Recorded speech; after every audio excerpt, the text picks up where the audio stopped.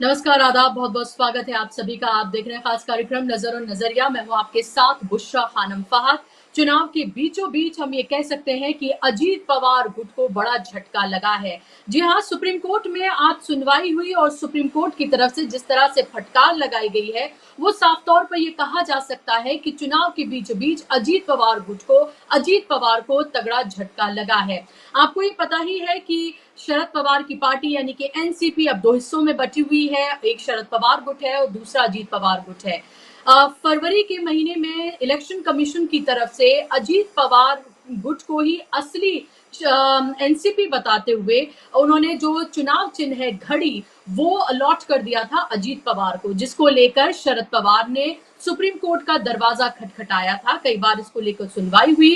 Last सुनवाई अक्टूबर 24 को हुई थी, जिसमें सीधे तौर पर सुप्रीम कोर्ट की तरफ से ये कहा गया था कि अजीत पवार गुट को जो घड़ी है, जो चुनाव चिन्ह है, जो ओरिजिनली शरद पवार की पार्टी एनसीपी का है, जो अजीत पवार को मिल गया है, उसके नीचे लिखना पड़ेगा, उसके सामने लिखना पड़ेगा कि ये चुनाव चिन्ह जो है वो विवादित है। ये ऑर्डर्स जो हैं वो दिए गए थे कोर्ट की तरफ से, लेकिन अजीत पवार ने कोर्ट के इन ऑर्डर्स को नहीं माना और आज फिर जब इसको लेकर सुनवाई हुई, अभिषेक मनु सिंह भी जब पेश हुए वकील के तौर पर शरद पवार गुट की तरफ से, तो एक बार फिर से इस मामले को लेकर जब सुनवाई हुई तो सीधे तौर पर कोर्ट की तरफ से बेहद सख्त अल्फाज में अजीत पवार को 36 घंटे का अल्टीमेटम दे दिया गया है कि 36 घंटे के अंदर अजीत पवार को तमाम जो न्यूज़पेपर्स हैं, जो बड़े तमाम न्यूज़पेपर्स हैं और खासतौर पर वो भी न्यूज़पेपर्स जो मराठी में निकलते हैं, जो रोजाना वहां से निकलते हैं, उसमें आपको ये देना पड़ेगा बाकायदा तौर पर कि घड़ी जो चुनाव चिन्ह है वो विवादित है, सब जुडिस है और ये आपको सीधे तौर पर लिखना पड़ेगा। यानी कि पूरे चुनाव प्रचार के दौरान घड़ी के आगे अब विवादित लिखा हुआ आपको नजर आएगा। चुनाव चिन्ह बेहद महत्वपूर्ण चीज होती है किसी भी पार्टी के लिए, उसका जो सिंबल है वो बेहद महत्वपूर्ण है। आपने अक्सर लोगों को ये कहते सुना होगा और ज्यादातर लोग खास तौर पर जब आप अर्बन से पूरे रूरल इलाके में जाते हैं तो वहां लोग पार्टी के सिंबल से ही पार्टी को पहचानते हैं कि आपको किसको वोट करना है, तो वो कहते हुए नजर आएंगे कि हाथ को वोट करना है या फिर हम कमल को वोट करेंगे या साइकिल को वोट करेंगे या इसी तरह से दूसरी पार्टियों को लेकर।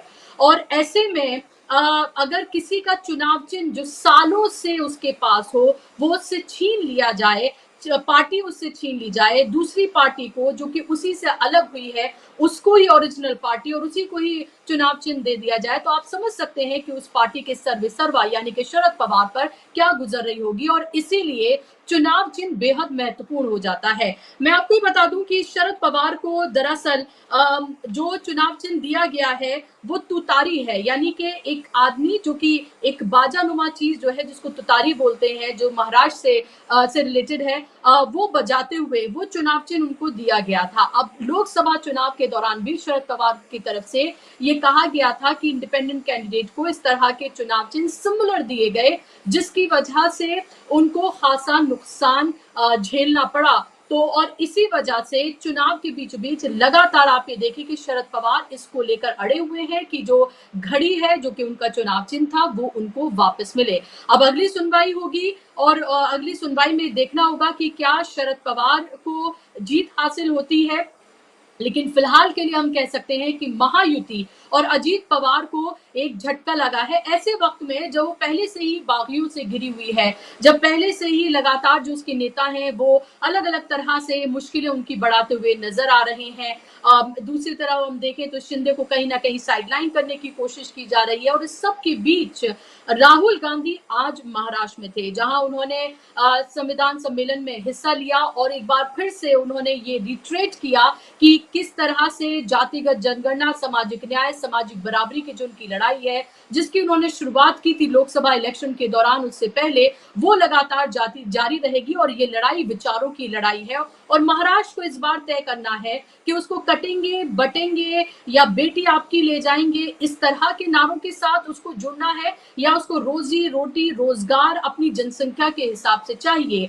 और अब से कुछ ही देर में जो न्याय पत्र हम कह सकते हैं, जो मैनिफेस्टो है वो जारी किया जाएगा, साझा होगा ये महाविकास अघाड़ी का। और उसके बाद देखना होगा कि महाराष्ट्र की सियासत किस तरह से बदलती है, पलटती है, ये देखना बेहद महत्वपूर्ण होगा। लेकिन ये जरूर कि अभी आज के लिए हम कह सकते हैं कि अजीत पवार गुट को और महायुति को सुप्रीम कोर्ट से बड़ा झटका जरूर लगा है। इसी पर आज हम चर्चा करेंगे कि इस जो कोर्ट का जो ऑर्डर है, 36 घंटे का जो अल्टीमेटम है, इसको किस तरह से देखा जाए। राहुल गांधी की महाराष्ट्र में एक तरह से कह सकते हैं कि फॉर्मली जो एंट्री हुई है उसको किस तरह से देखा जाए, और जो न्याय पत्र जारी होगा क्या उसके बाद चीजें महाराष्ट्र में बदलेंगी, आज इस पर हम बात करेंगे। दो खास मेहमान मेरे साथ जुड़ गए हैं, स्क्रीन पर आप मेहमानों को ले आइए। मेरे साथ विवेक देशपांडे जी हैं, जाना माना चेहरा है, जाने माने पत्रकार है, महाराष्ट्र और देश की सियासत को बहुत अच्छे से जानते और पहचानते हैं। विवेक जी, बहुत बहुत स्वागत आपका कार्यक्रम में। मेरे साथ गिरीश जोशी जी जुड़ गए हैं, दशकों का उनका भी पत्रकारिता का अनुभव है, जाना माना चेहरा है। गिरीश जी, बहुत बहुत स्वागत आपका भी कार्यक्रम में। विवेक जी, शुरुआत मैं आपसे करना चाहूंगी क्योंकि सुप्रीम कोर्ट का जो ऑर्डर आया है इसको आप कितना महत्वपूर्ण मानते हैं, खासतौर पे चुनाव के बीचों बीच, क्योंकि चुनाव चिन्ह किसी भी पार्टी के लिए बहुत महत्वपूर्ण चीज होती है। बहुत सारे लोग दूर दराज इलाकों में, may be people who are not very educated, वो सिर्फ सिंबल से जानते हैं कि घड़ी है और हमें यहाँ पर वोट करना है। और इसके अलावा एक और सवाल इससे जुड़ा हुआ, शरद पवार ने जो संन्यास की बात कही है, ऑलरेडी हम ये देख रहे हैं कि सेंटिमेंट जो है वो उनकी तरफ और उनसे जुड़ता हुआ नजर आ रहा है। और इस बीच अजीत पवार को ये झटका, कैसे देख रहे हैं आप इसको? बुशरा जी, आप उसको जिस नज़रिए से देख रहे हैं, मैं थोड़ा सा अलग देख रहा हूँ। सुप्रीम कोर्ट का ये जो कुछ भी आया है आज, मैं समझता हूँ कि जो अनपढ़ लोग हैं, जो पढ़े लिखे नहीं, जो गांव दूर दराज के इलाकों में रहते हैं, खेड़ों में रहते हैं, देहातों में रहते हैं, वो वैसे भी बहुत ज़्यादा पढ़ वढ़ तो सकते नहीं, और वो न्यूज़पेपर तो पढ़ते नहीं है। तो उनके लिए इस तरह का कोई नोटिस पेपर में छपकर आना है नहीं आना, वो सिंबल के साथ में ऐसा कुछ लिख कर आना नहीं आना, उनके लिए एक काला अक्षर भैंस बराबर वाली बात है। तो सुप्रीम कोर्ट ने बहुत बहुत कोई तीर मारा है, ऐसा मैं नहीं समझता। एक तो ऐसा है कि सुप्रीम कोर्ट ऐसे मामलों में इस तरह के निर्णय देकर ये जताने की शायद कोशिश करता है कि वो अपने कर्तव्य के प्रति कितना जागरूक है। लेकिन असली कर्तव्य तो सुप्रीम कोर्ट का वो था कि महाराष्ट्र के जो महाराष्ट्र में जो महायुति की सरकार बनी, उसके बाद उद्धव ठाकरे और एनसीपी की तरफ से शरद पवार एक कोर्ट में गए, और जिस तरह से ये तोड़फोड़ की राजनीति की गई, जिस तरह से सरकार बनाई गई, उसके खिलाफ कोर्ट सुप्रीम कोर्ट पे, और सुप्रीम कोर्ट ने करीब 1-1.5 साल पहले ही इस मुद्दे को बहुत अच्छे से उठाया भी था। उस मुद्दे पर अपनी बात भी कही थी, और एक तरह से ये भी कह दिया था कि जो हुआ वो गलत हुआ, लेकिन हम सरकार को रिस्टोर नहीं कर सकते, इसलिए कि खुद होकर ही उद्धव ठाकरे ने रेजिग्नेशन दिया है, तो अभी हम इस सरकार को रिस्टोर नहीं कर सकते। लेकिन सरकार गलत तरीके से गिराई गई है, तो सुप्रीम कोर्ट ने इस तरह से to this effect Supreme Court ने कहा ही था। अब उसके बाद जाकर जब वो उस केस को का निपटारा करना था, उस केस को लॉजिकल एंड तक ले जाना था, तो पिछले 1 साल से कुछ भी नहीं हो रहा है। तारीख पर तारीख जिसको कहते हैं, वो इतने बड़े इंपॉर्टेंट केस में अगर कोई सरकार गलत तरीके से बनी है, तो उस सरकार के बारे में आपने, सुप्रीम कोर्ट का कर्तव्य बनता था कि उस पिटीशन का निपटारा जल्दी किया जाए।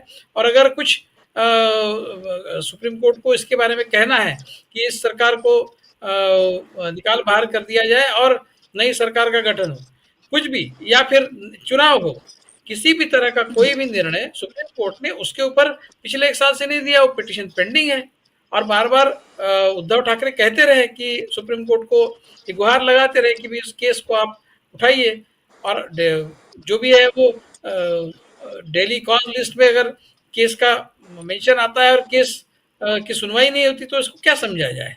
तो जो मुख्य केस है उसको हाथ न लगाना, और इस तरह के एक छोटे मोटे केस पर कुछ एक ऐसा दिखाना कि बहुत बड़ा निर्णय आ गया है, मुझे नहीं लगता कि बहुत कोई बहुत अपने कर्तव्य का निर्वहन सुप्रीम कोर्ट ने पूरी ईमानदारी के साथ किया है, ऐसा मैं नहीं मानता। क्योंकि मुख्य जो मामला है उसके ऊपर सुप्रीम कोर्ट ने कोई सुनवाई नहीं की है, जो मेरे लिए एक बहुत, मैं समझता हूँ कि जो किसी भी देश के जुडिशरी की दृष्टि से एक बहुत चिंता का विषय होना चाहिए। इसके अलावा कई केसेस है जिनका हम खुद होकर बहुत तत्परता के साथ सुप्रीम कोर्ट ने कई केसेस लिए, ईशा फाउंडेशन का केस लिया है। क्या ऐसा क्या उसमें अर्जेंसी थी ईशा फाउंडेशन के केस में कि तुरंत सुप्रीम कोर्ट उसको ले लेता? महाराष्ट्र के केस से ज्यादा इंपॉर्टेंट था क्या वो केस? तो ये एक ये जो एनोमलीज है आपको ये लगता वो है कि लेवल प्लेइंग फील्ड इलेक्शन में देने के लिए, क्योंकि वो लेवल प्लेइंग फील्ड हमने लोकसभा इलेक्शन में बिल्कुल नहीं देखी, जिस तरह से कांग्रेस के खाते सील किए गए, नेताओं को जेल में डाला गया, वो सब कुछ हमने देखा, और इलेक्शन कमीशन शेरो शायरी करता रहा, वो भी हमने देखा। क्या आपको ये नहीं लग रहा कि ऐसा कुछ करके एक तरह से कोई लेवल प्लेइंग फील्ड देने की कोशिश की है, या फिर आप उसको अलग तरीके मैं से उस देखते हैं? मैं उस पर आ रहा हूँ। देखिए, ऐसा है कि ये मामला है, सुप्रीम कोर्ट को सुनवाई करने की क्या जरूरत है? एक बार सुप्रीम कोर्ट ने कह दिया था कि भाई आपको सिंबल के आगे पीछे ऊपर नीचे कहीं ये लिखना होगा कि ये सब जुडिस है, ये कोई फाइनल हमारा सिंबल नहीं है, ये कोर्ट में मामला है, टेम्पररीली ये सिंबल हमको दिया गया है। जो भी है, जिस तरह का भी मैटर लिखने के लिए सुप्रीम कोर्ट ने उस समय कहा था। अब एक बार सुप्रीम कोर्ट ने आदेश देने के बाद काम किसका है इसको सुपरवाइज करने का? किसका काम है इसको देखने का? इलेक्शन कमीशन का काम है। ये जिम्मेदारी सुप्रीम कोर्ट के पास वापस कैसे आ सकती है? भाई ये तो इलेक्शन कमीशन देखना चाहिए। इलेक्शन कमीशन एक तरह से वैसे जुडिशियल बॉडी भी है, वो उसके पास अधिकार है, वो कह सकती है पार्टी को। सुप्रीम कोर्ट को ये मामला उठाने की क्या जरूरत है? या मतलब कोई ये हो सकता है कि सुप्रीम कोर्ट में ये चले गए हो इस मुद्दे को लेकर अपोजिशन वाले, ये हो सकता है। लेकिन सुप्रीम कोर्ट ने क्या कहना चाहिए था? मैं अगर सुप्रीम कोर्ट का जज तो मैं कहता कि भाई ये तो इलेक्शन कमीशन का काम है, आप इस मामले के लिए हमारे पास क्यों है? इलेक्शन कमीशन को निर्देश देता मैं कि आप क्या कर रहे हैं, आप क्या सो रहे हैं, आपका ध्यान क्यों नहीं है? इसका इम्प्लीमेंटेशन करना आपकी जिम्मेदारी है। तो ये न करते हुए सुप्रीम कोर्ट खुद ही इस पर कोई रूलिंग दे, ये मेरे लिए कोई बहुत मैं नहीं समझता कि बहुत कोई इम्प्रेसिव कोई बात सुप्रीम कोर्ट की तरफ से होती हुई हमने दिखाई दी है। ये जहाँ तक सुप्रीम कोर्ट के इस निर्णय का सवाल है, मैंने अपनी बात कह दी। जहाँ तक राहुल गांधी ने जो कुछ भी आज नागपुर में कहा, मैं उस सभा में था, मैं गया था।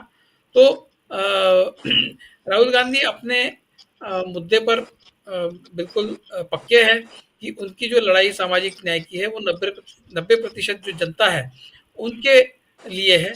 और वो सीधे सीधे हिंदू समाज में जो दो तबके, एक सोशल एलिट्स है और एक सोशली डिसएडवांटेज सेक्शंस है, जो ओबीसी, एससी, एसटी, माइनॉरिटीज, इनकी बात कर रहे हैं। जो सोशल एलिट्स है उनके हाथ में वो केवल सामाजिक न्याय की लड़ाई भी नहीं कह रहे, वो आर्थिक न्याय की लड़ाई की भी उन्होंने आज बात की। उन्होंने कहा कि भाई 10 लाख करोड़ आप अडानी अंबानी और जैसे लोगों को दे सकते हैं, और जब मैं किसानों के कर्ज माफी की बात करता हूं तो आप कहते हैं कि राहुल गांधी किसानों की आदत बिगाड़ रहे हैं। तो ये भी डिस्टिंक्शन ला रहे हैं। ये भी एक समाज में जो एक दो फाड़ है, एक इकोनॉमिकली एडवांटेज और इकोनॉमिकली डिसएडवांटेज, वो भी बात उन्होंने आज की। तो क्लैरिटी है, जो कुछ भी राहुल गांधी को आगे पॉलिटिक्स में करना है उसकी क्लैरिटी है कि वो क्रोनी कैपिटलिज्म के खिलाफ उनकी लड़ाई है, और दबे कुचले आर्थिक दृष्टि से वंचित भी लोगों के खिलाफ के पक्ष में उनकी लड़ाई है। तो वो कह रहे हैं कि सामाजिक न्याय की लड़ाई जो है वो 90% लोगों के लिए लड़ी जा रही है। उनको सत्ता में भागीदारी भी देनी है, उनको आर्थिक न्याय भी देना है, और उनको आज जो रिजर्वेशन का मामला है उसको 50% का जो सीलिंग है उसको तोड़कर उसको उससे आगे जाना है। ये स्पष्ट तौर पर वो कह रहे हैं। उसको कोई क्रूड कास्टिज्म कह सकता है, लेकिन वो कास्ट की बात ही नहीं कर रहे हैं। वो तो 90%, 100%, आप 80 और 20% की भाषा में बात कर सकते हैं। तो क्या राहुल गांधी सामाजिक न्याय के लिए 90% बनाम 10% की बात नहीं कर सकते? तो वो कर रहे हैं। इस राजनीति को आप भले ही क्रूड कास्टिज्म का नाम दे दे, बड़े बड़े सामाजिक शास्त्री इसको क्रूड तरीका कह रहे हैं। वो उनका नजरिया है, वो देख उसको, लेकिन ये सच्चाई है, वो सच्चाई को सामने रख रहे हैं राहुल गांधी। तो मुझे लगता है आने वाली जो राजनीति इस देश की है वो सामाजिक न्याय की राजनीति ही होगी, और वही असली राजनीति, वही असली लड़ाई इस देश में होनी चाहिए। जो लड़ाई बीजेपी करवा रही है वो झूठ मूठ की लड़ाई है। उस तरह की कोई लड़ाई जमीन पर एग्जिस्ट ही नहीं करती। Hindu majority versus small minority, भाई जो 80% है उनको 20% से डर दिखा रहा है, लेकिन जो 10% है वो 90% पर हावी कैसे हो सकते हैं फिर? इसमें जो विरोधाभास है बीजेपी की राजनीति में, उसको वो दिखा रहे हैं। तो बिल्कुल वही दिशा राजनीति की इस देश की होनी चाहिए, और उसी दिशा से राजनीति जाएगी। तो मुझे लगता है कि बीजेपी को परास्त करने का यही एक तरीका है। उस तरीके को राहुल गांधी ने अपनाया है, उससे उसको लेकर वो आगे बढ़ रहे हैं, और उसमें वो क्लियर है, उसमें कहीं भी उनको संदेह नहीं है, उसमें कहीं भी उनको किसी भी तरह का कॉम्प्लेक्स भी नहीं है। वो बिल्कुल खुले तौर पर वो कह रहे हैं। मुझे लगता है कि माइनॉरिटी वर्सेस मेजॉरिटी बहुत क्रूड तरीके से जिस तरह से बीजेपी करती है, उससे हिंदू समाज के अंदर की सामाजिक न्याय की लड़ाई की बात करना ये कभी भी रिफाइंड पॉलिटिक्स है।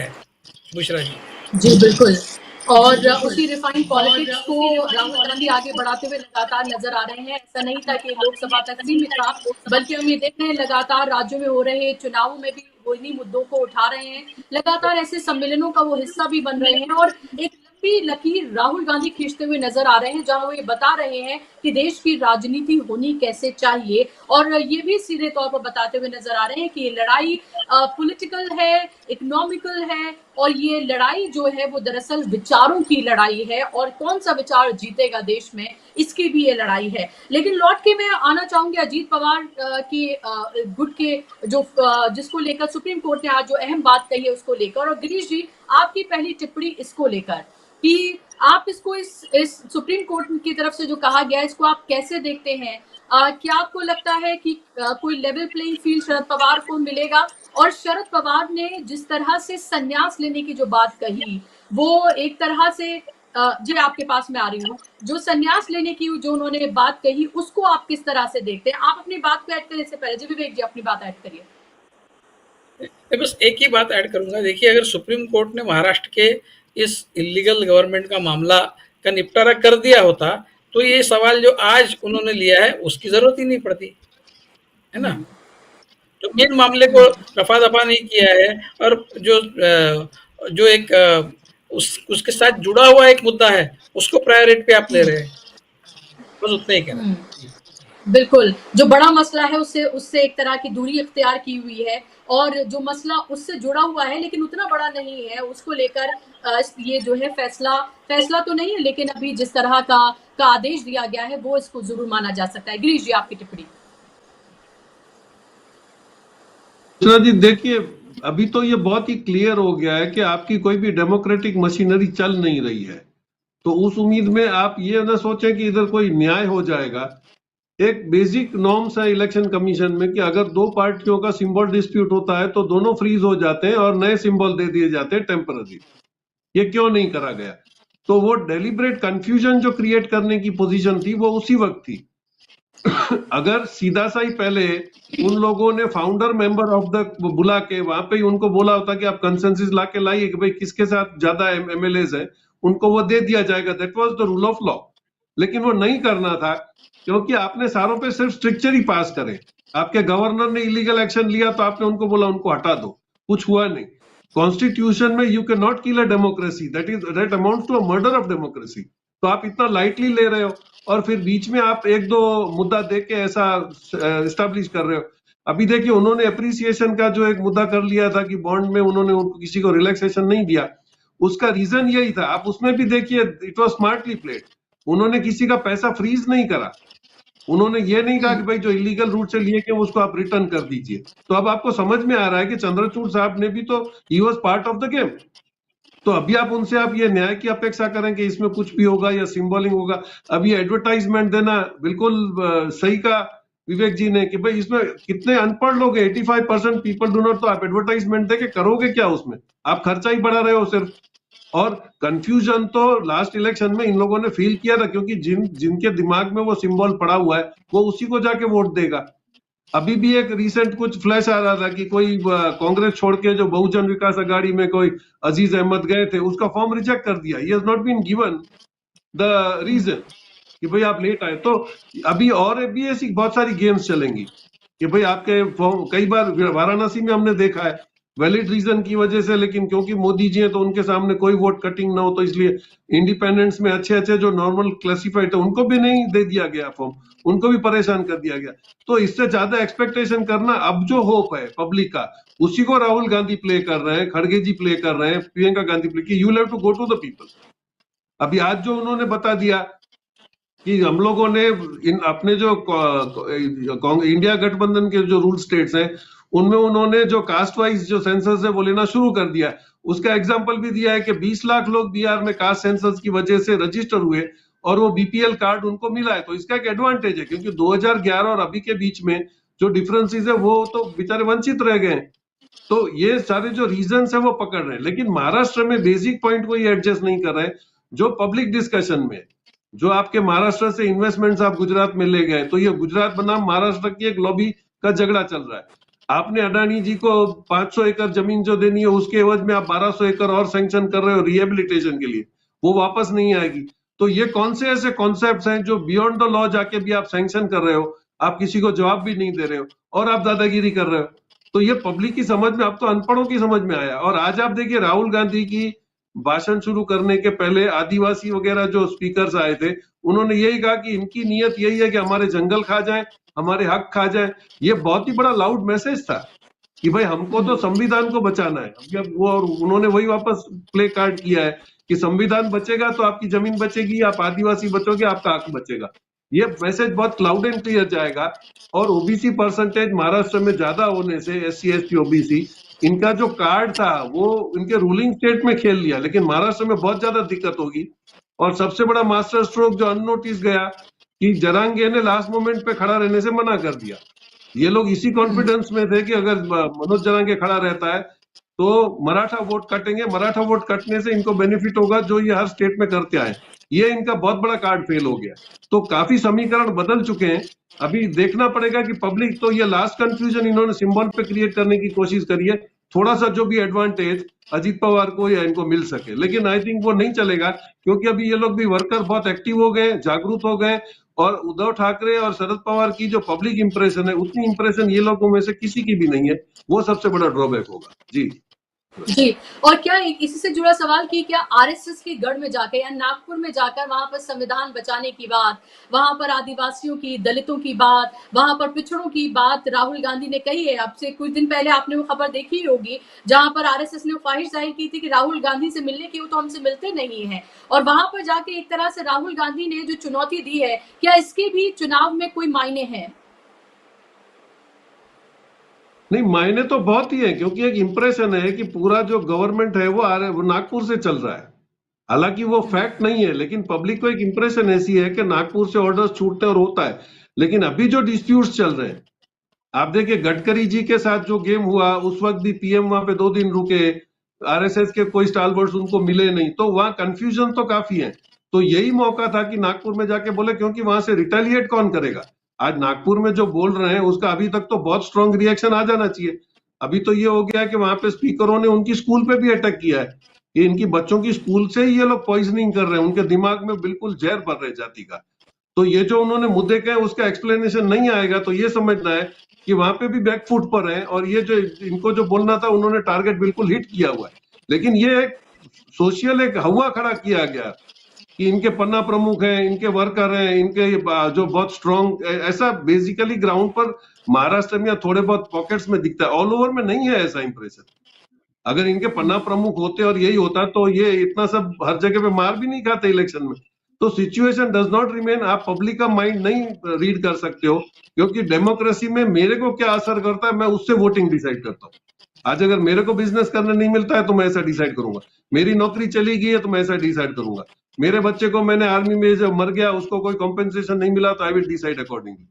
तो बेनिफिट्स मिले हैं नहीं मिले हैं उसके हिसाब से, क्योंकि ये एनडीए का तो यहाँ पर अभी बिल्कुल कुछ कॉमन फैक्टर्स आ रहे हैं कि ये नेशनल डेमोक्रेटिक अथॉरिटी है, it is not an alliance. ये अथॉरिटी की तरफ बिहेव कर रहे हैं, ये कंपनी की तरफ बिहेव कर रहे हैं कि आप उनके साथ जुड़ जाओगे तो आपको सैलरी मिलेगी, आपका घर चलेगा। ये सारा इंप्रेशन पब्लिक में क्लियर हो गया। लेकिन महाराष्ट्र से शिफ्टिंग इन्वेस्टमेंट जो है वो बहुत ही बड़ा नीचे ग्राउंड रियलिटी में चल रहा है कि अगर हमारे बच्चों को ही नौकरियां नहीं मिलेंगी तो लोग कहां जाएंगे। तो ये सब जो फैक्टर्स है वो अफेक्ट करेंगे। सिंबल डेफिनेटली कंफ्यूज की कोशिश करी गई है कि जो थोड़े बहुत भी वोट इधर उधर हो सके, लेकिन वो कब तक सक्सेसफुल होगा वो देखना पड़ेगा। कोर्ट तो बायस जी है, बिल्कुल। कोर्ट ने तो इस ये जैसे विवेक जी ने बहुत सही बोला कि बहुत टाइम था, इनको ये केस डिसाइड करके छोड़ देना था।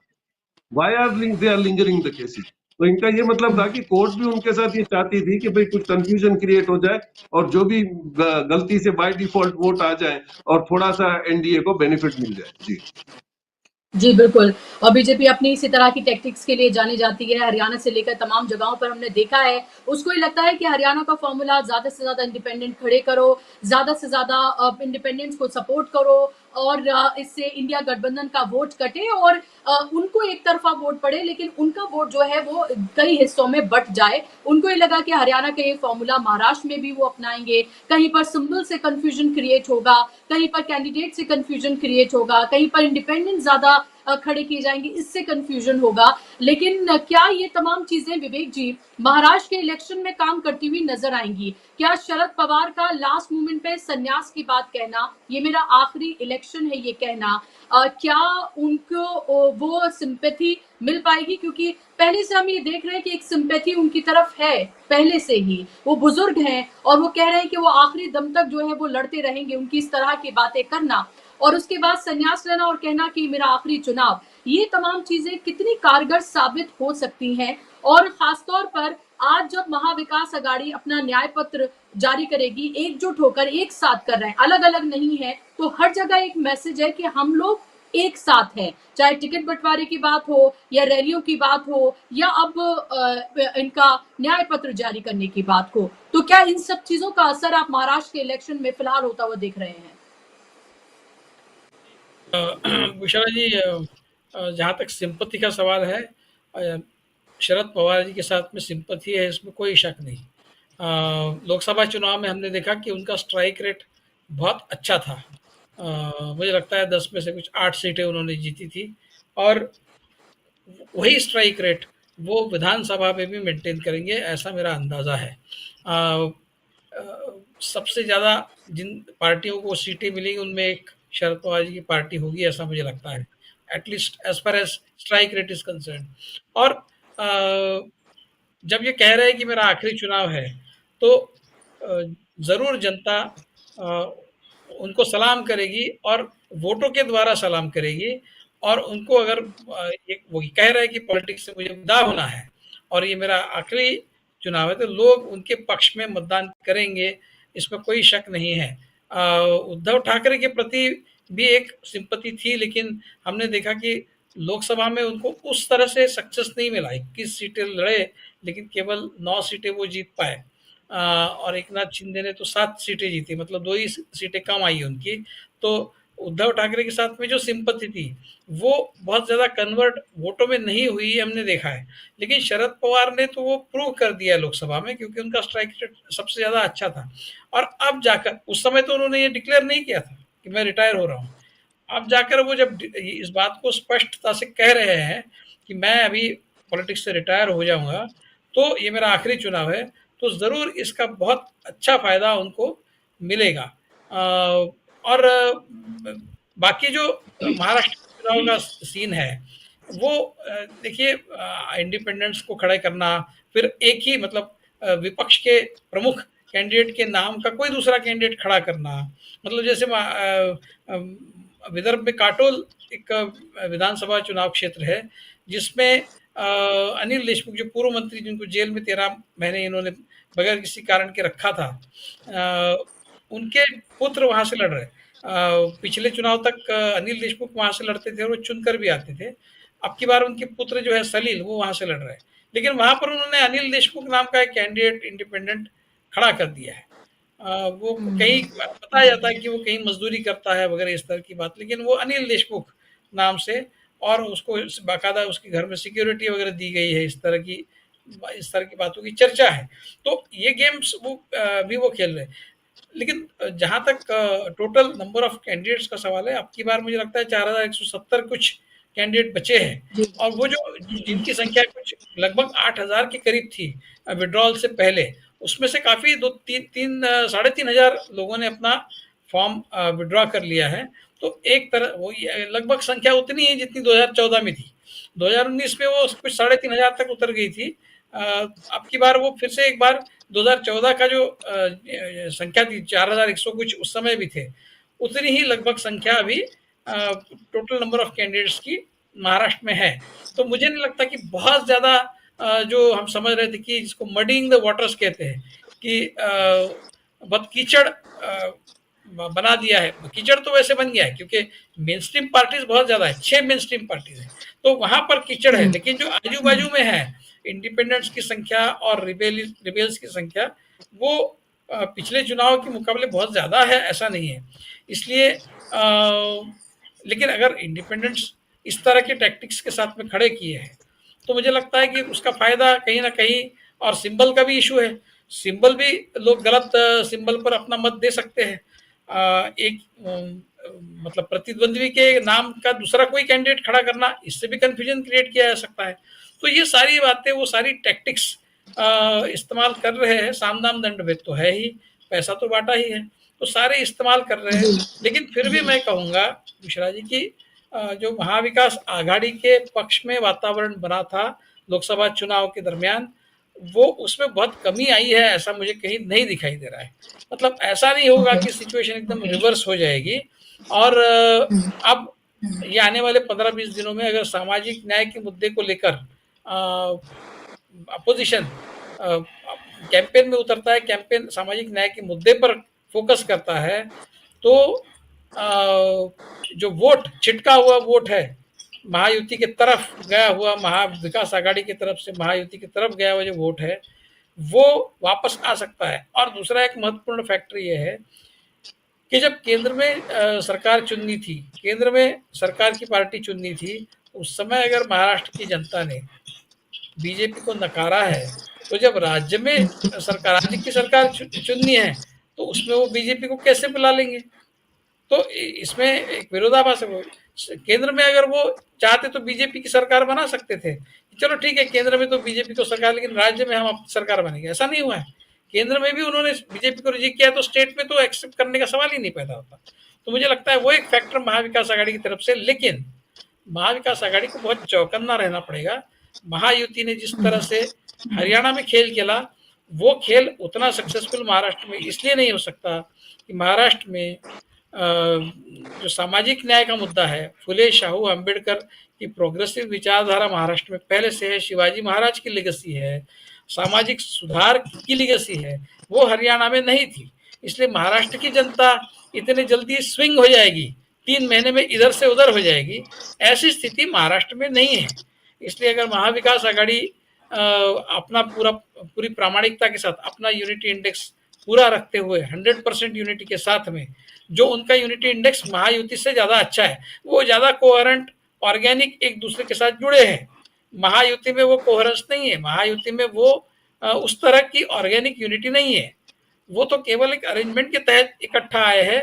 मुझे बहुत डाउट है कि क्या शरद पवार, अजीत पवार की के वोटर्स जो है, क्या वो बीजेपी को अपना वोट ट्रांसफर करेंगे? क्या बीजेपी के वोट अजीत पवार को ट्रांसफर होंगे? क्या एकनाथ शिंदे के वोट बीजेपी को ट्रांसफर होंगे? क्या बीजेपी के वोट एकनाथ शिंदे को ट्रांसफर होंगे? ये क्या एकनाथ शिंदे के वोट अजीत पवार को ट्रांसफर होंगे? मुझे बहुत डाउट है। उस तरह का वोट ट्रांसफर का प्रॉब्लम महाविकास आघाड़ी में नहीं है। ट्रांसफर पूरी तरह से होंगे नहीं, ये बात सच है, लेकिन उतने पैमाने पर, उस स्केल पर वोट ट्रांसफर का इशू महाविकास आघाड़ी में नहीं है जिस स्केल पर वो इशू महायुति में है। तो कुल मिलाकर महाविकास आघाड़ी के लिए, despite not being in government, despite not having the रेवड़ी फैसिलिटी, रेवड़ी की फैसिलिटी तो सरकार के हाथ में, पैसे बांटना तो उनके हाथ में, उन्होंने बहुत बांटे हैं, तो वो इनके हाथ में नहीं है, इनके हाथ में सिर्फ प्रॉमिस देना है, वो है। और ये सामाजिक न्याय की नैरेटिव है और यूनिटी है उनके बीच में। ये सारी बातों का खेल अगर वो बहुत केयरफुली खेलते हैं तो लोकसभा में जो हुआ वो फिर एक बार विधानसभा में भी हो सकता है, बशर्ते कि ये अपना खेल बहुत ध्यान से खेले, कहीं भी गड़बड़ ना करे। बुशरा जी। ये ध्यान से खेलना ही होगा क्योंकि शरद पवार को भी ये पता है उद्धव ठाकरे को भी ये पता है कि खासतौर पे इन दोनों पार्टियां, क्योंकि रीजनल पार्टियां हैं, कि उनके अस्तित्व की ये लड़ाई है। दूसरी तरफ तो है ही, महायुति में तो है ही, लेकिन ये क्योंकि ओरिजिनल चेहरे थे, ओरिजिनल जिन्होंने पार्टी को बनाया ये वो चेहरे थे, तो उनके लिए ये लड़ाई बहुत ज्यादा महत्वपूर्ण है। कांग्रेस के लिए है ही, कांग्रेस के लिए चैलेंज ये है कि लोकसभा में जो उसने सिंगल लार्जेस्ट पार्टी जो बनकर आई, उसने जो अपना परफॉर्मेंस दिया, क्या वो विधानसभा में अपने उसी परफॉर्मेंस को वो रिपीट कर पाती है? ये एक महत्वपूर्ण सवाल उसके लिए है, क्योंकि राहुल गांधी का फैक्टर लोकसभा में काम किया था। जहां तक हम बात करते हैं महाराष्ट्र की, जहां जहां नरेंद्र मोदी गए चुनाव प्रचार करने, वहां में से ज्यादातर जगहों पर, अगर मैं गलत नहीं हुई, शायद 14 या 17 जगहों पर गए थे और उनमें से 14 जगहों पर ही हार जो है वो देखने के लिए मिली थी। तो यानी कि जो मैजिक है नरेंद्र मोदी का वो तो नहीं चल रहा है, वो साफ तौर पर है। चाहे वो ये कहें कि आपकी बेटी ले जाएंगे, चाहे वो घुसपैठियों की बात करें, चाहे वो कटेंगे बटेंगे की बात करें, और अब तो योगी आदित्यनाथ कह रहे हैं कि चलिए आर पार की लड़ाई हो जाए एक बार। तो अब इस तरह की बात जब वो कर रहे हैं, तो क्या इन तमाम चीजों पर गिरीश जी, सामाजिक न्याय, सामाजिक बराबरी की लड़ाई, आपको रोजगार देंगे, आपको रोटी देंगे, आपको रोजी देंगे, हम हर वर्ग का ख्याल रखेंगे, आप जो Gujarati lobby versus Maratha lobby जो होता हुआ नजर आ रहा है, हम उसको खत्म करेंगे, आपका जो कारोबार जहां है वो वहां रहेगा और आपको नौकरियां मिलेंगी, ये तमाम चीजें, ये तमाम सेंटिमेंट, क्या इस सांप्रदायिक जो पूरी सियासत है इस पर भारी होता हुआ नजर आएगा महाराष्ट्र में? क्योंकि काट की हांडी बार बार नहीं चढ़ती, नरेंद्र मोदी का चेहरा तो नहीं चल रहा, ये तो हम देख रहे हैं लगातार लोकसभा से लेकर अब तक। नहीं बुशरा जी, थोड़ा सा पीछे चले जाएं तो ये जो मंगलसूत्र ले जाएंगे, भैंसे ले जाएंगे, आपका एक बेडरूम ले जाएंगे, उसका नतीजा क्या हुआ? कितनी सीटें कम हो गई आपकी? आप तो 400 चल रहे थे, 370 भी नहीं, 280 पे आप आके अटक गए थे। द रीजन ऑफ दिस, क्योंकि वो आपका जो स्टैंड है वो पब्लिक ने एक्सेप्ट नहीं किया, और अभी तो भरोसे की बात हो रही है। आपकी बात पे भरोसा करेगा कौन? वो उसको सबलाइन करने की बजाय कि हम लोग सबको साथ में लेके चल रहे हैं, उसकी बजाय आपने अभी तो ये कटोगे तो पटोगे, ये हो गया, झगड़ा हो गया, दंगा हो गया। तो पब्लिक तो समझ ही रही है। आज कितनी पब्लिक है जो इनके साथ ये हार्ड लाइनिंग में इसको सपोर्ट कर रही है? नहीं कर रही है। तो आप एक देखिए, जैसे आपने बोला कि मैं आपको क्लियर कर दूं कि लास्ट टाइम में जहां जहां पर मोदी जी गए थे, ऐसे 16 सीटें वो हार गए थे बीजेपी के कैंडिडेट, उतनी वो लाख वोट के मार्जिन से ज्यादा से हारे। तो इंपैक्ट ये हुआ कि वो अभी कैंडिडेट भी चाहते हैं कि भाई मोदी जी आके प्रोपोगंडा ना करें तो बेहतर है। और राहुल गांधी जो कर रहे हैं वो उसको अभी इलेक्शन से ज्यादा वो कॉन्फिडेंस बिल्डिंग का काम कर रहे हैं। और जहां तक शरद पवार जी की बात है, तो आपको बिल्कुल याद हो कि उन्होंने एक ही डायलॉग मारा था कि महाराष्ट्र दिल्ली सल्तनत के सामने मराठा कभी न झुका है न झुकेगा। और भारी बारिश में 80 साल की एज में जब उन्होंने भाषण दिया था, उनको 32 सीटों का एडवांटेज हुआ था। तो पब्लिक सेंटिमेंटल तो है, ऐसा नहीं है कि शरद पवार जी के स्टेटमेंट का उसका बहुत बड़ा इंपैक्ट होता है। और यही इंपैक्ट इन्होंने अर्न कर लिया ये बोलकर कि ये मेरा आखिरी, अब तो मैं एक्टिव पॉलिटिक्स से विड्रॉ। तो शायद उनको इसी चीज का एक रिवॉर्ड के नाम से भी काफी वोट जाएंगे। क्योंकि अगर आज पहले ये था कि भाई जी को उन्होंने बोल दिया कि ये तो अंडरवर्ल्ड के वो पूरे गलत काम करने वालों के सरगना है, ये भी तो अच्छी तरह से नहीं गया है। क्योंकि सरगना है तो कुछ भी है, लेकिन उन्होंने अपनी कॉन्स्टिट्यूएंसी में अपने लोग अच्छे काम किए हैं। आपने क्या करा है?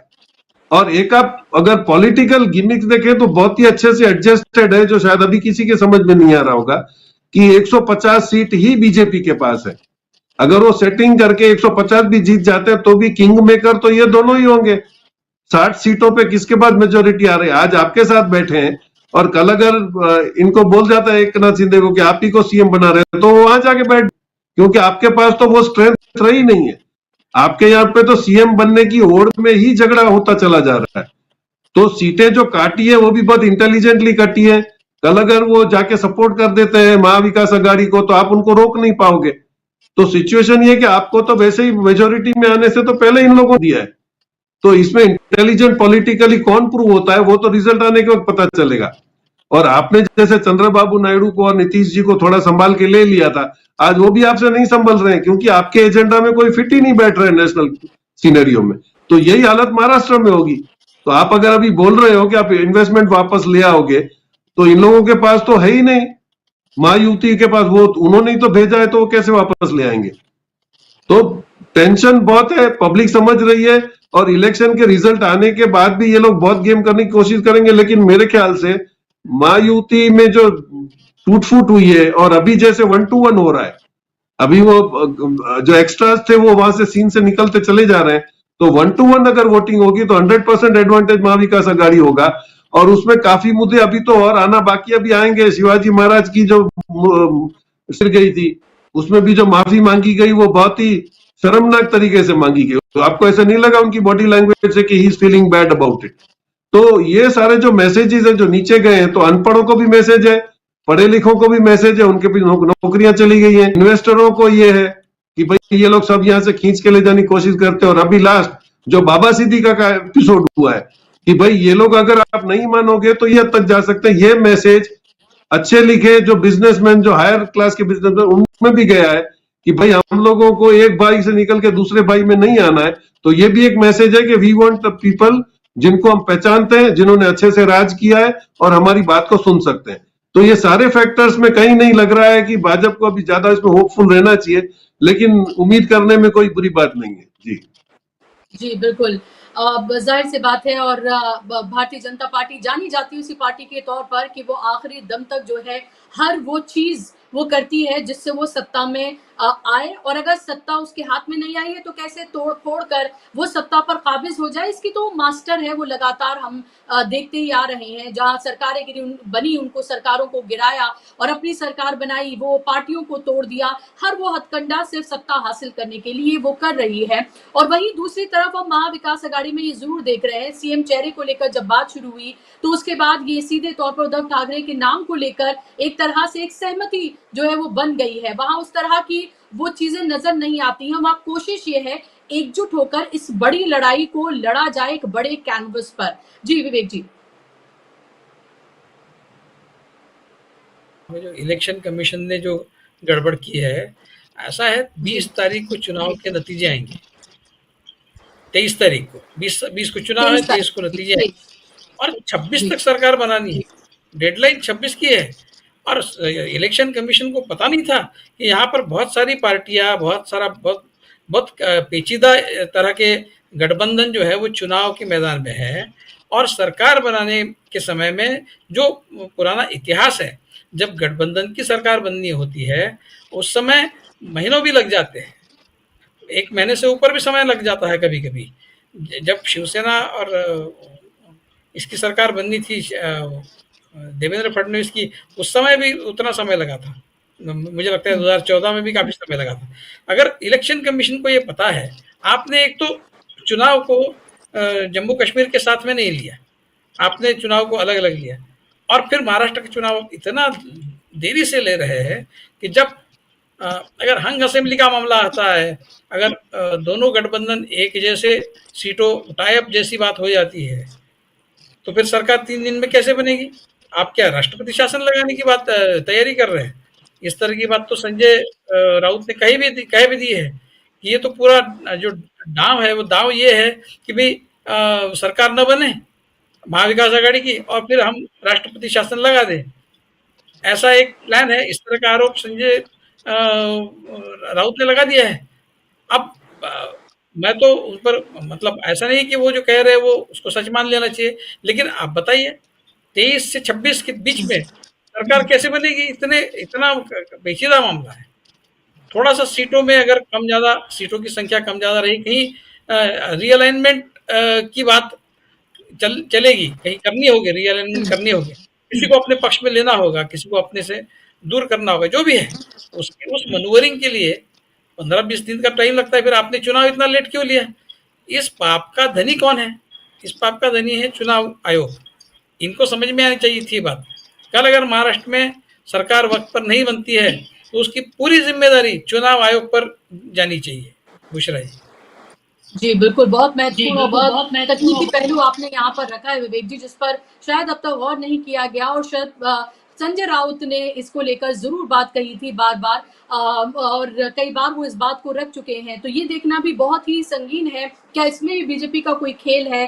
क्योंकि लगातार विपक्षी पार्टियां इलेक्शन कमीशन को बीजेपी की बी पार्टी के तौर पर ही उसको खिताब करती हुई आई हैं। वो लगातार ये कहती हैं कि भाई बीजेपी की बी पार्टी है, उसी के कहने पर उसी तरह के काम करते हैं, क्योंकि लगातार जब कोई लेवल प्लेइंग फील्ड ना दिया जाए और विपक्षी पार्टियां जो अपनी शिकायतें करें उनका कोई ढंग से जवाब ना दिया जाए, बल्कि जब वो संगीन इल्जाम के साथ वो चिट्ठियां लिखें तो कहें कि कोरी बकवास है, तो इससे समझा जा सकता है कि इलेक्शन कमीशन के को लेकर लगातार जो विपक्षी पार्टियां कह रही हैं उसमें कितनी सत्यता है ये आपके सामने है, और लगातार लोगों का भी भरोसा इलेक्शन कमीशन को लेकर घटता हुआ ही जा रहा है। सवाल मेरा ये है आपसे विवेक जी, और फिर मैं लास्ट कमेंट के लिए जोशी जी आपके पास आ रही हूँ कि क्या मराठा वर्सेस ओबीसी क्या ये काम कर पाएगा महाराष्ट्र में? क्या ये डिवाइड हो पाएगा महाराष्ट्र में, या आपको लगता है उद्धव ठाकरे और शरद पवार इतने बड़े मराठा नेता हैं, वो ये दिखाने की कोशिश कर सकते हैं? तो वहां पर भी महायुति में भी दो मराठा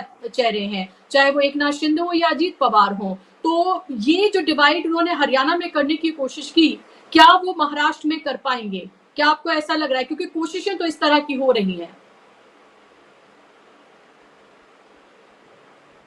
वो सीकेपी अनम्यूट है। कर लीजिए।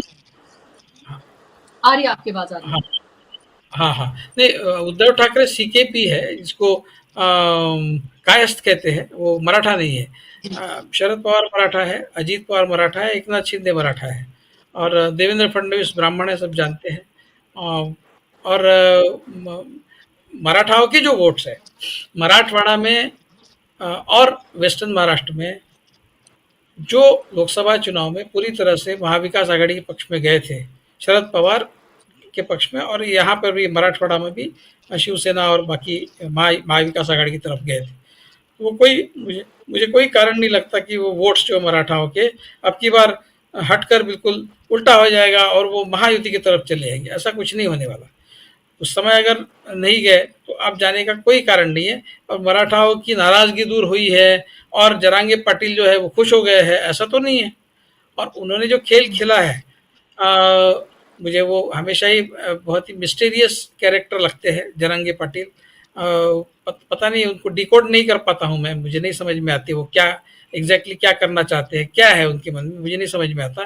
क्योंकि अगर रिजर्वेशन चाहिए तो आप हमको ओबीसी के कोटा के अंदर ही रिजर्वेशन चाहिए, ऐसा इंसिस्टेंस कैसे कर सकते हैं? मतलब आपको ओबीसी का जो शेयर है वो निकाल कर वो शेयर हमको चाहिए, ऐसा आप कैसा कह सकते हैं? जब आपको ये बोला जा रहा है कि आपको मराठाओं को अलग से एक कोटा दिया जाएगा, ओबीसी में से कोटा मांगना ठीक नहीं है, तो उस बात को क्यों नहीं मानते? मुझे बहुत आश्चर्य होता है उनकी बातों से, मैं समझ नहीं पाता हूँ।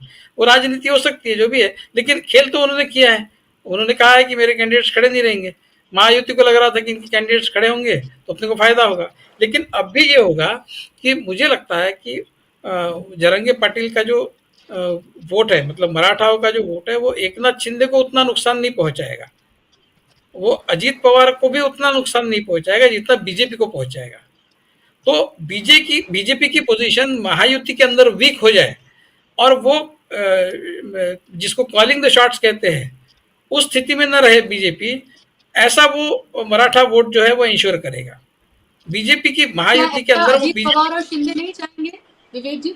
ऐसा अजीत पवार और शिंदे भी चाहेंगे कि बीजेपी कम से कम पे सिमटे, ताकि वो अपनी जो मनमानी है वो ना कर पाए। नहीं, मैंने पहले कहा कि वोट ट्रांसफर हो सकता है कि अजीत पवार और एकनाथ शिंदे की तरफ से बीजेपी को उतना न हो, ये भी हो सकता है। और मराठाओं का वोट भी जो है वो उतनी तादाद में बीजेपी को न मिले जितनी तादाद में वो अजीत पवार को और एकनाथ शिंदे के पार्टी को मिलेगी। तो उसमें दोनों तरफ से बीजेपी का नुकसान हो सकता है, जहाँ तक मराठा वोटों का सवाल है। जहाँ तक ओबीसी का सवाल है, वो किस तरफ जाएगा इसके बारे में अंदाज लगाना बहुत मुश्किल है, क्योंकि वो मराठा एक बात कह रहे हैं बिल्कुल ओबीसी को जिससे नुकसान हो, इस तरह की बात अगर जरंगे पाटिल कह रहे हैं, तो ओबीसी का नेचुरल इंक्लिनेशन, नेचुरल चॉइस ये महायुति हो सकता है। लेकिन उसमें भी ऐसा है कि न तो महायुति नहीं महाविकास आघाड़ी इस स्थिति में है। अब महायुति सत्ता में है तो आंसरेबल वो हो गई है, महाविकास आघाड़ी को उसके बारे में जवाब देने की जरूरत नहीं कि आप मराठाओं को रिजर्वेशन कैसे देंगे। महाविकास आघाड़ी सत्ता में है नहीं, सत्ता में तो महायुति है, तो उनको रिजर्वेशन नहीं मिला, इसका खामियाजा तो महायुति को भुगतना पड़ेगा। कल अगर महाविकास आघाड़ी सत्ता में आ जाती है तो वो आंसरेबल हो जाएगी, उनके पास भी कोई जवाब नहीं है, वो तो सिर्फ चुप बैठे हैं क्योंकि उसमें उनको राजनीति है, उनको खेल खेलना है अभी फिलहाल। वो उनके लिए वो एक प्लस है कि उनको उनकी जवाबदेही अभी नहीं बनती है उसमें, लेकिन जब अगर सत्ता में आ जाएंगे तो उस समय जरंगी पाटिल के साथ में उनका मुकाबला होगा, उनको जवाब देना पड़ेगा। तो आज स्थिति महायुति की खराब है, ये इतना बस मैं कहना चाहूंगा।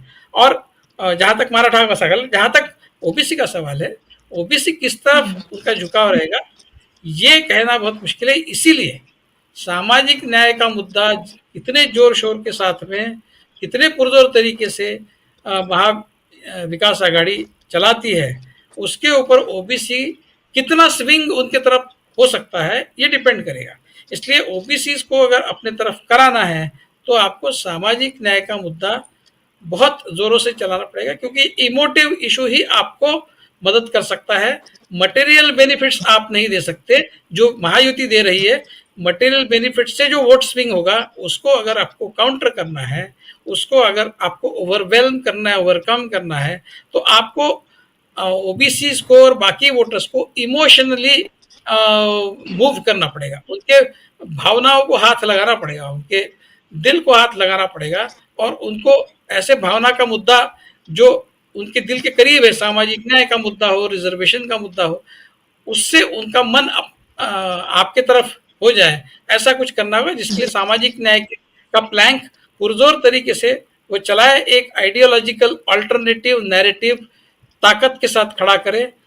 कोई कारण नहीं है कि महाविकास आघाड़ी उस तरह का यश फिर एक बार रिपीट न कर पाए जिस तरह का लोकसभा में मिला था।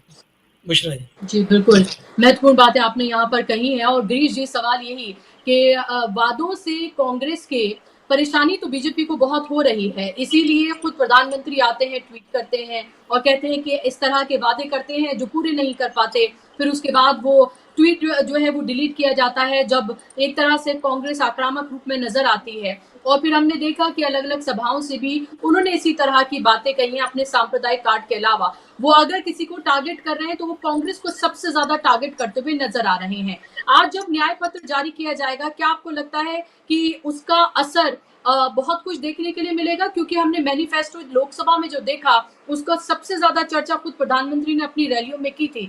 तो जो न्याय पत्र लाया जा रहा है, जो गारंटीज जो है जो दी जा रही हैं, उसका असर तो बीजेपी पर हो रहा है और यही वजह है कि उसी तरह की वो योजनाएं लेकर आती है, उसी की कॉपी करते हुए कई राज्यों में हमने देखा।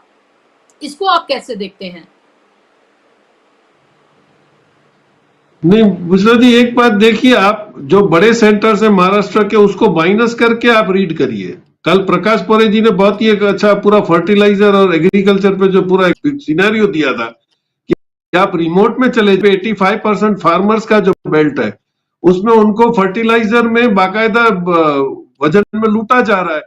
मटेरियल जो टाइम पे चाहिए वो दिया नहीं जा रहा है और जो दिया जा रहा है वो सब स्टैंडर्ड है। तो ये जो सारे सेंटिमेंट्स है, तो आप समझ लीजिए कि फार्मर्स, हरियाणा को हम इस तरह नहीं मान सकते हैं कि इन्होंने कोई वहां पे बड़ी वो ये नैरेटिव चला रहे हैं कि हरियाणा में मंडौली हो गई और आरएसएस ने बीजेपी को हेल्प करा तो जीत गया। ये नैरेटिव एक दूसरों को सुपीरियर बनाने की कोशिश में, लेकिन यहाँ पे पूरा कॉन्सेप्ट ही अलग है। अगर आरएसएस एक्टिव भी हो जाता है तो आप फार्मरों को क्या जवाब दोगे, आप अनएम्प्लॉयड को क्या जवाब दोगे? तो आपने अगर संकल्प पत्र किया ही है तो आपने राजस्थान में, मध्य प्रदेश में 500 रुपए में अगर आप सिलेंडर दे सकते हो तो दूसरे स्टेटों ने क्या गलती करी है? तो आप एक स्टैंडर्ड रखिए। आपने अगर जितना भी संकल्प पत्र बनाया उसमें आपने कितनी बातें मान ली, सिर्फ लाडली बहना और लाडली बाई का क्योंकि वो मध्य प्रदेश में थोड़ा उसका रंग दिखा तो आप फिर उसी लाइन पे चले जाते हो। How much difference does it make? तो वो जो ये मान रहे हैं कि हमने एक मॉडल डिसाइड कर लिया कि यही मॉडल से चलेगा, जैसे गुजरात ने शुरू किया था कि इलेक्शन के वक्त पूरा मंत्रिमंडल ही बदल दो ताकि क्या नए जो आएंगे वो जा सकेंगे। भाई अगले काम नहीं कर रहे थे तो एंटी इनकम्बेंसी से लड़ने का इन्होंने ये एक जुगाड़ किया था, लेकिन महाराष्ट्र में जुगाड़ इनका 2.5 साल से बिगड़ा हुआ है, अभी आप वहां बदलने की में भी नहीं हो। तो आप समझ लीजिए कि महाराष्ट्र का पूरा जो सिनेरियो है, पॉलिटिकल मान लो, इकोनॉमिकल मान लो, वो संकल्प पत्र से सेट नहीं होगा, दैट इज फॉर श्योर। और वो जितनी ज्यादा प्रोमिसेस करेंगे वो उसके खिलाफ ही अब इंडिया गठबंधन भी बहुत स्ट्रांगली खड़ा है वो भी बिल्कुल इमीडिएटली रिएक्ट करता है, उसके जवाब मांग रहा है। तो अभी इस वक्त जो 5 साल पहले का जो सिनेरियो था कि मोदी जी ग्राउंड मार के आ जाते थे, वो बोल देते थे, उस पे एतबार लोगों ने 9 साल तक कर लिया, अब नहीं हो रहा है। तो आप क्या प्रॉमिस करोगे? आपने जो कर दिया वही बता देते। आपने बुलेट ट्रेन का प्रॉमिस तो पीएम बनने के पहले किया था, अभी तक नहीं बन रहा है। और कल तो उसमें और एक सोने पे सुहागा हो गया कि वो बिनने के पहले ब्रिज ही गिर गया। तो ये जो सब अब सोशल मीडिया आने के बाद गांव खेड़े तक सब पब्लिक को समझ में आ रहा है क्या हो रहा है। पहले तो ये था मन की बात कर देते थे, रिमोट में लोग रेडियो में सुन के मान भी लिया करते थे। फिर आपने किसी को खड़ा कर दिया, आपको बहुत पैसा मिला, आपको 5,000 रुपये अकाउंट में मिला, वो सब जो अभी ड्रामाबाजी जो चल रही थी वो ओपन हो गई। और सबसे बड़ी बात तो ये है कि अगर नैरेटिव मानने चले तो इनफाइट इतनी हो गई है इनके आपस में कि कौन किसको कहां से खींचेगा वही पता नहीं चलता है। और इनका एक हिडन जो एजेंडा जिसपे उनको लड़ना पड़ेगा, दैट इज गडकरी। गडकरी को आपने कट शॉर्ट करने की बहुत कोशिश करी। सीएजी को किसी का कौभांड नहीं दिखता है, सिर्फ नितिन गडकरी का कौभांड दिखा इलेक्शन के पहले। तो ये जो चीजें हैं वो इंटेलेक्चुअल्स में भी डिस्कस हो रही है, अब अनपढ़ों में भी डिस्कस हो रही है। क्योंकि आपने मराठाओं की इज्जत कहां करी है ये बताया, आपने किस मराठा को आपने बड़ी इज्जत दी आपकी बोलती। तो ये सब जो सब्जेक्ट डिस्कस हो रहे हैं इसका बहुत बड़ा रिएक्शन आएगा। हाँ, भगत है जो पैसा लेके थोड़ा बहुत फ्री अनाज वाले अगर वोट दे देंगे तो अच्छी बात है, लेकिन इस वक्त की सिचुएशन बहुत डिफिकल्ट लग रही है, बहुत ही। बिल्कुल। और ये देखना बहुत इंटरेस्टिंग होगा, अभी चुनाव जो है धीरे-धीरे चल रहा है, रैलियाँ जो हैं वो शुरू होंगी, उसके बाद ये देखना होगा उन रैलियों में कि भाषा का स्तर क्या और नीचे गिरता है, वो भी हमें देखना होगा और भाषा और मुद्दे क्या उठाए जाते हैं और फिर लोगों का रिएक्शन क्या होता है, उससे चुनाव में बहुत कुछ डिसाइड होने जा रहा है। बहुत शुक्रिया विवेक जी आपका भी, गिरीश जी आपका भी कार्यक्रम का हिस्सा बनने के लिए, अपना समय देने के लिए बहुत धन्यवाद। धन्यवाद आप तमाम दर्शकों का भी कार्यक्रम का हिस्सा बनने के लिए। आज के इस कार्यक्रम में बस इतना ही। रोज की तरह 7 बजे आप जुड़े राजीव जी के साथ न्यूज पॉइंट में, और तमाम जो हमारे स्पेशल प्रोग्राम्स से रिपोर्ट्स हैं उनको ज्यादा से ज्यादा